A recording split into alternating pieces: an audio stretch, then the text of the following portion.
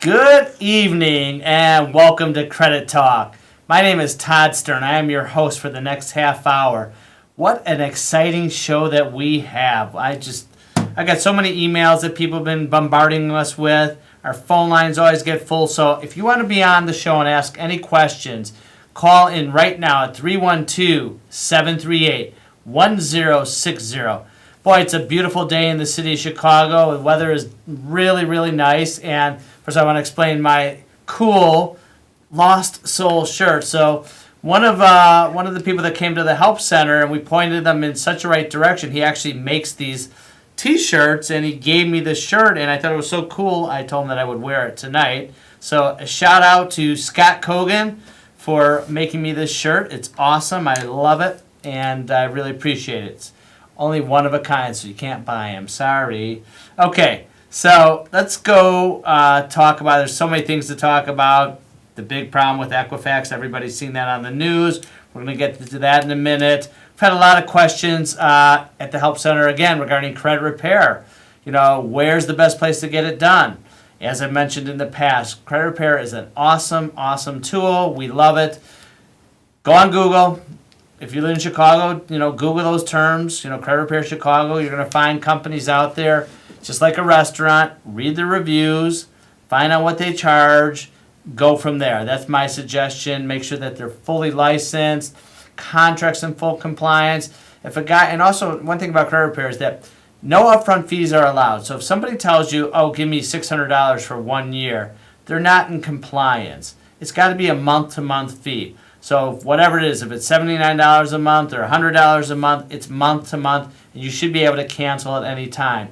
Make sure that that contract includes all kinds of things such as federal disclosures, state disclosures. You have to have 2 notices of cancellation. Basically what that means is it's kind of like when you do a refinance on a home, you have 72 hours to cancel your credit repair service for a full refund. Anything after that, the company should just cancel you without any problems.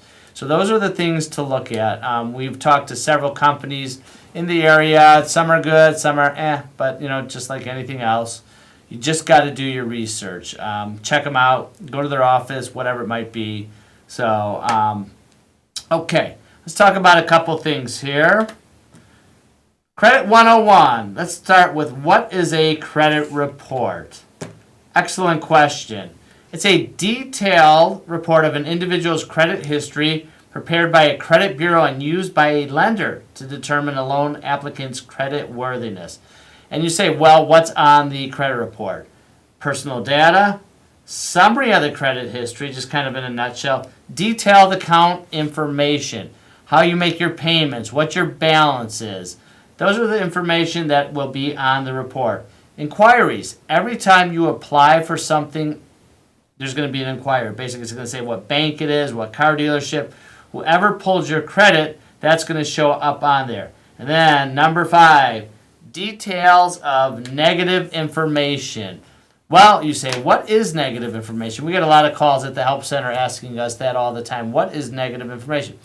Late payments. If you don't pay your credit cards on time, your car note, your mortgage, you're going to have what's called late payments. So each credit card company and loan company will be a little bit different. If you're one day over that 30-day mark, you're going to get dinged. Some might give you a 15-day grace period.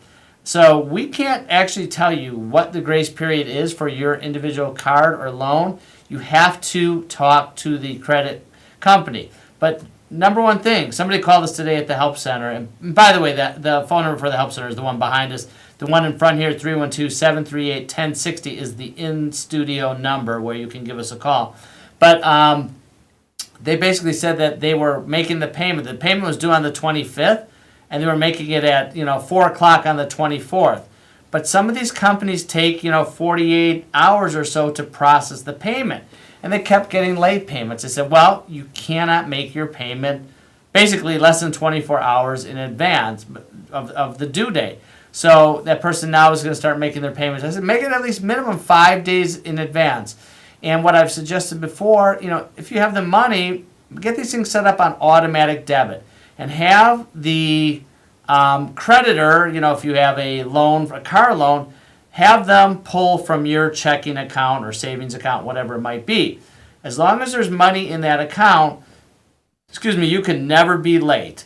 What we've seen happen before is that if your bank sends the finance company the money and there's a glitch on the bank's end, and all of a sudden the finance company says you're late or doesn't even inform you about it, and you just keep getting late, the finance company basically is going to say, it's not our problem because you were sending us the money. It never came to us.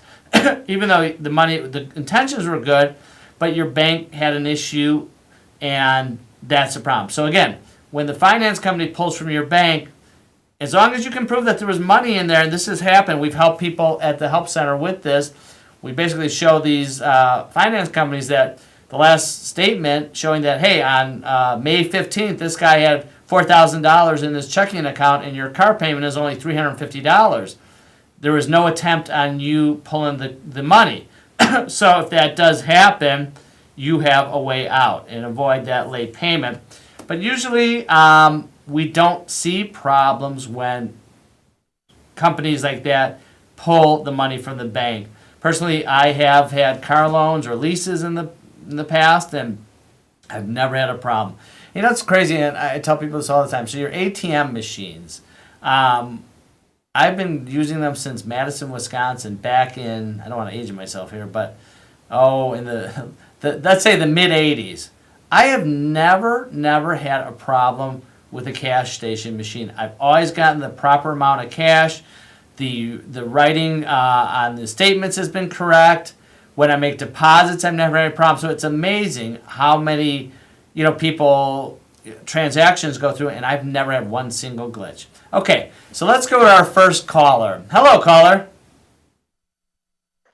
Hi. I really love your show. Hi, thank you.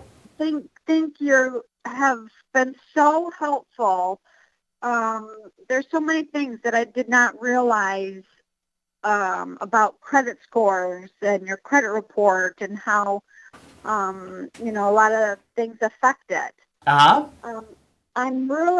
have a question because I just heard on the news recently about Experian.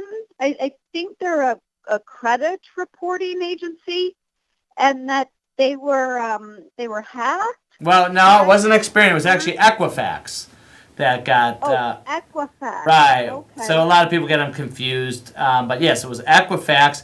And yes. And what are your concerns about that? And then I'll go into my little speech. I don't know. Do they have information about me? And if they were hacked, should I be concerned about my credit information?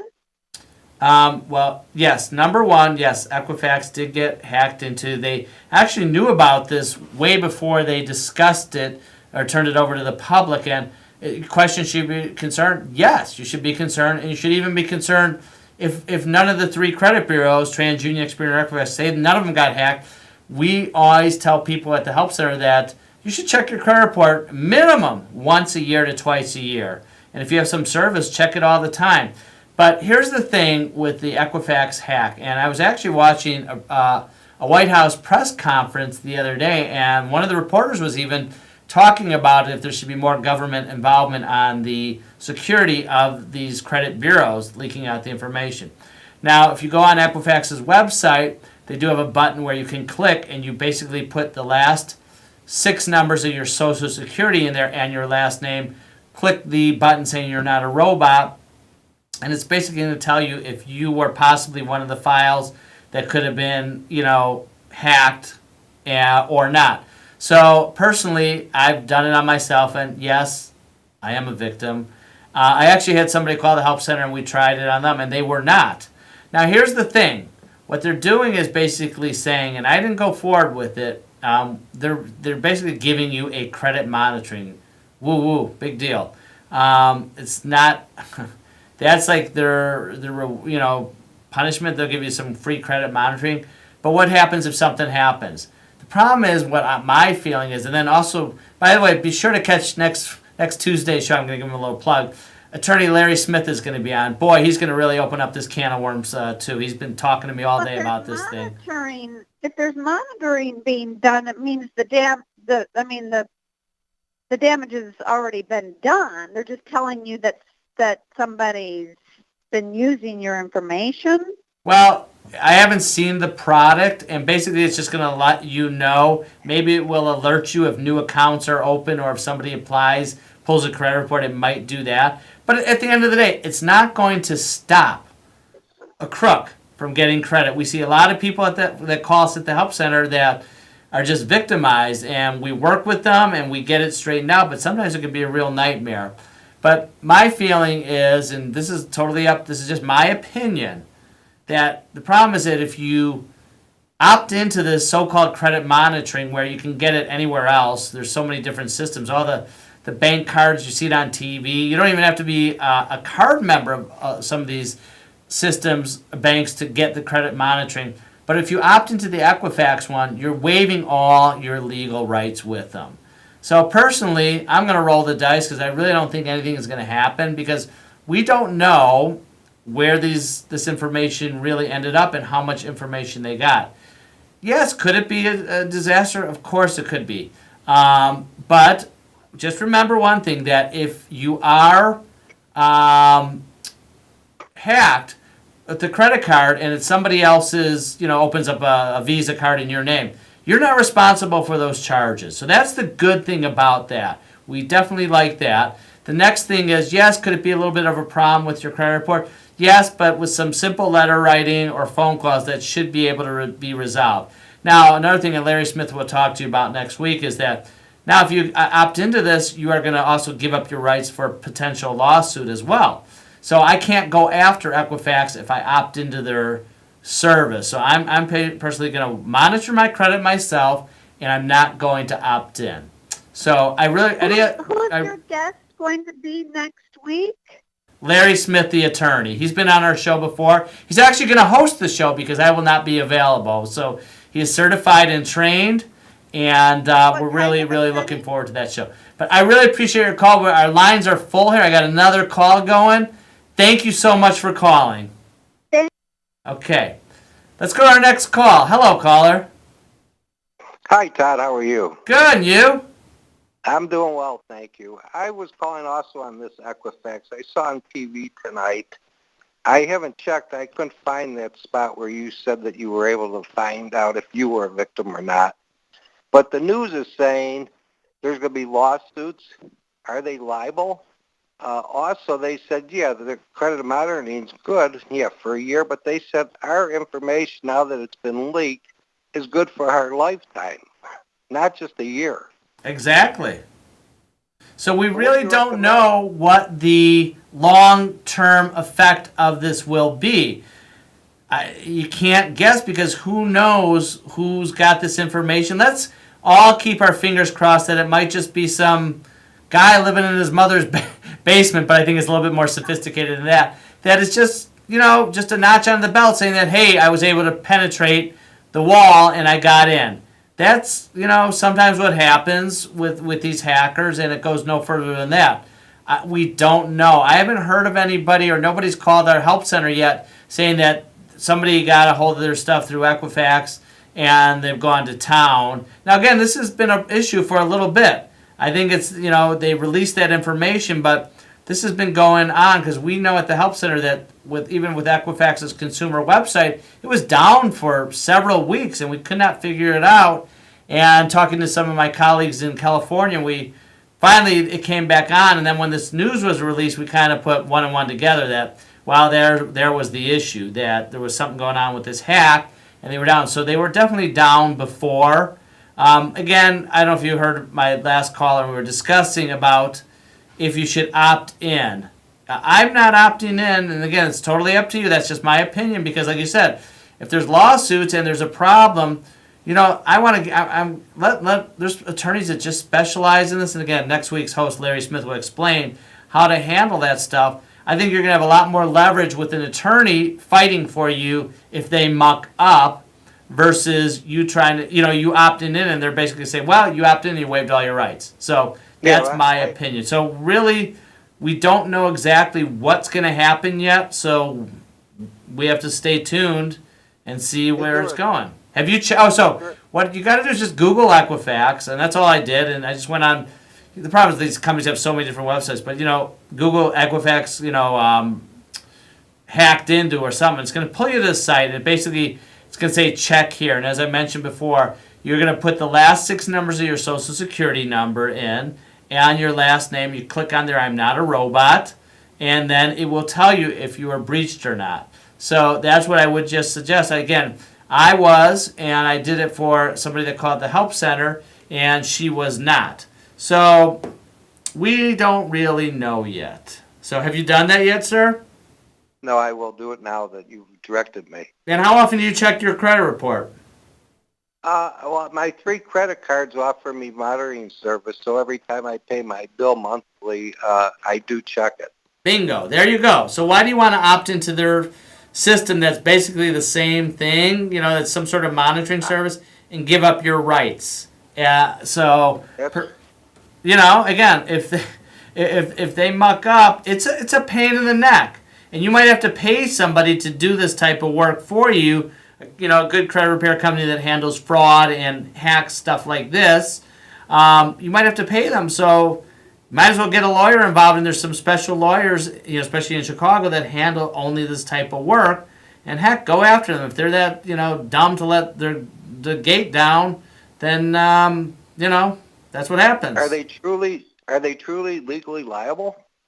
Larry Smith will be better able to answer that question, but I'm sure there's definitely some liability, if they don't take care of the problem. That's the biggest thing, is if that, some credit is opened in your name and it shows up on your credit report and they won't take it off, then yes, there's some issues. And if there's some damages, we've had people call us at the center that, for instance, there was somebody stole a guy's information and ran up a bunch of bills, several $1,000s, and didn't pay him, so now there was a charge-off. At the same time, this guy was trying to get a mortgage. Our person that called the help center, they were denied, and then when they saw the credit report, they saw all this charge-off stuff, and they was like, what the heck is this? It was actually, I remember, it was a betting company. He's like, that's not me. And basically the attorney went in and sued them because they wouldn't take it off. They sued them for damages because it affected his ability to get that mortgage. So that was a costly subject for the credit bureaus or the creditor. I couldn't remember who it was. I understand what you're saying. And then I saw that Equifax spent $500,000 on lobbying, trying to get the government laws to be more lenient towards them and the other 2 agencies. Recently? Yes, this year. Yeah, well, they do that stuff all the time, but the consumers do have protection, and it's, why should one big company, and if you ever try calling these companies, they're very, very difficult to get a hold of. Most of the time they want you to buy a credit report before they'll even talk to you, and then unfortunately when you get somebody on the phone, it's usually overseas, hard to understand, and it's very, very frustrating. So. Okay, well, you guys are the best. You got my credit score way up over 800. So awesome. If I have a problem, I'll definitely call you. Hopefully you don't. So thank you so much for the call. We really appreciate it. Thank you. Wow, we really touched base on that Equifax situation. So again, I've only got a couple more minutes left here, so I'm going to let Larry take that one next week. He is the legal expert, and he will really dissect this thing. I'm really excited to watch that show on rerun. They are available on YouTube as well. You can just basically go to YouTube and type in Credit Talk Credit Talk Can TV Chicago, and you will pull up all our Credit Talk shows. Tons of information on there. Just hours and hours of excellent viewing. Get the whole family around the TV for that one. So let me read. I got a couple emails here from people. So basically, one email comes in from Barry from the northern suburbs. If I have a bill every time and I have never been late, why don't I have a perfect credit score? Well, what is a perfect credit score? That's the question. There's other reasons besides late payments. Balances. If your credit balance is over 30% of the credit limit, that will lower your score. I actually had a guy call today and we were reviewing his report, and he was on some of the credit cards, he was at about 70% debt to credit limit. I told him he's got to lower them below 30%, and that will raise his credit score. So it's not only late payments or charge-off. Balances are a huge factor in that situation. I'm just going to go to a quick screen here. Let's go right here. Payment history, amounts owed, 30%. Payment history. So two things that are extremely important are payment history and amounts owed. So make sure both of those are in check. Okay, what do I do if I dispute to the credit bureaus but they never respond? Well, we see that a lot. First thing you're going to do is going to call us at the help center, and we're going to point you in the right direction on that one because they're supposed to respond to you. You can always send it certified mail. And again, you can take legal actions, but they should be able to get back to you or hire a professional. So Steve from Wilmette actually sent us an email. Can I limit who is allowed to look at my credit report? Well, yes and no. If you give somebody information to obtain credit on you, they're going to be able to pull your credit and see stuff. Now, you can opt out on promotional inquiries. So there's three types of inquiries. A general inquiry where when you apply for something, will show up. A promotional one, that's where when you get all these solicitations, but you can opt out of that. They don't see your full report. They're just basically going to get your name and address and know that you have a credit score of whatever, 680 or whatever it might be. Then you have the one where the banks that already you have credit with will look at it and review your credit just to make sure that there are no problems with it. So boy oh boy, that was the quickest 25 minutes I have ever seen. So I really want to thank everybody for watching this excellent show of Credit Talk. And I'm going to leave you with this. Go on Equifax's website, check it out. If you have any questions about it, give me a call tomorrow, 773-862-4000. I'll point you in the right direction and see how you can check your file to see if it has been tampered with or not. Again, next week, Larry Smith, attorney, will be on. He's going to discuss this Equifax situation as well. But I want you to have a great night, and then I will be back in 2 weeks. Thank you so much for watching, and have a great night.